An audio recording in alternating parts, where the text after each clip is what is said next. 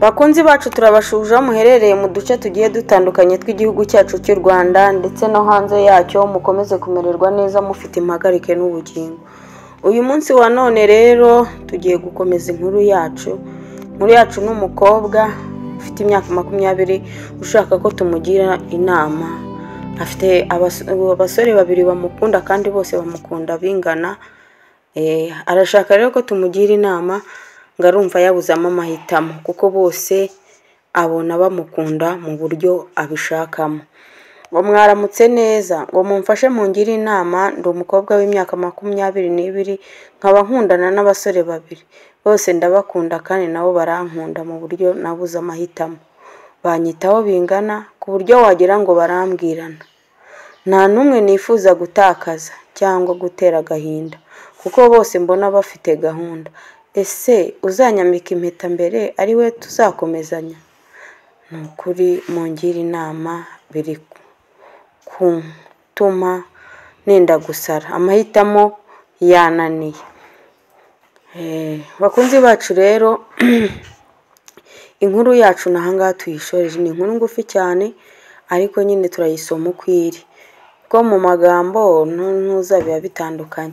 Rero ngewe inama nkanjye nakugira wa mukobwa we, fata umwanzuro uva rekubwana. Umenye ko muri abo basore babiri ari umuntu umwe uzagira gute, uzakwambika impeta, kugira ngo rero uhite uvuge ngo bose bagukunda bingana. Baha ikigeragezo urebe umuntu uzagitsinda. Uzagitsinda aba ari we muzabana. Inshuro nyinshi hari igihe umuntu umucisha mu kigeragezo iyo ubona byakubanya urusobe, hanyuma ugitsinze akaba ari we mukomezanya wa wundi ukamureka ukamubwira uti ntabwo byari gukunda. Ubwo nyine uriya yakurushije power cyangwa se iyindi nanone ya kabiri nakugiraho inama. Umuntu uzakubwira ati ndashaka kugushyira amago, bwa mbere aba ari we uzafata byihuse utanatindikanyije, uzahita ubyemera niba uzi ko agukunda rimwe. Ariko burya urukundo n'impumyi, unatekereze neza urebe uwo muntu mugiye kubana utazavaho wicuza, kuko urukundo hari igihe rukuyobya nturebe cyangwa ntukurikirane. Niyo mpamvu rero nakubwira ngo amahitamo meza bijyanye n'uko ubuzima bwawe buhagaze. Ushobora guhitamo nabi ukazasaza nabi.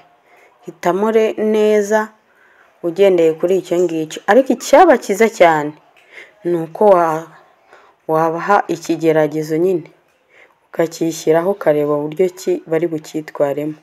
Icyo gihe uwagitsinda rero nibwo wafata umwanzuro, kuko abenshi bagiye bashaka, uracyari na mutoya, benshi bagiye bashaka ugasanga bibaye bibi.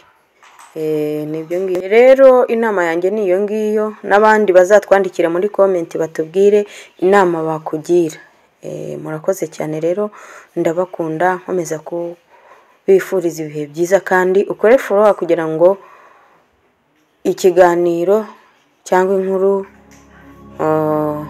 ariyo twise ruhura umutima ijye kugerera kugenda. Bakunda cyane. Bye bye.